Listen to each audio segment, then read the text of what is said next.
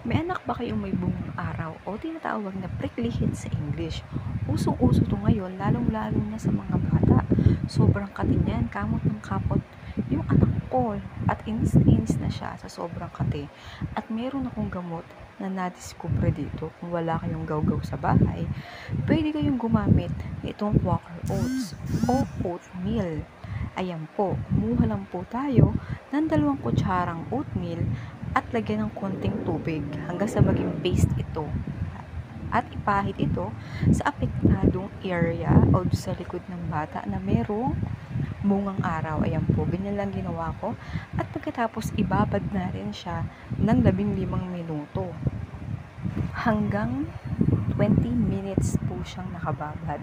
At pagkatapos, paliguan na natin siya. Nalaman ko po na ang oatmeal ay merong anti-inflammatory, pang-alis ng pamamaga, at anti-itching effect.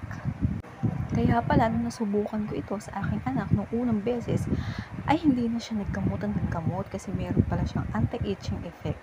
Kaya kung wala po kayo nito sa inyong mga malapit na tindahan sa inyo, pwede niyo pong i-click yung link na nasa comment section at i-check out nyo na po. At pagkatapos, ito po ay gagawin papahiran nyo po siya 2 beses hanggang 3 beses sa maghapon po yun. At pakipollow nyo po ako kung nagustuhan nyo po ang aking video at pakishare na rin po. Sana po ay nakatulong sa inyo. Marami pong salamat!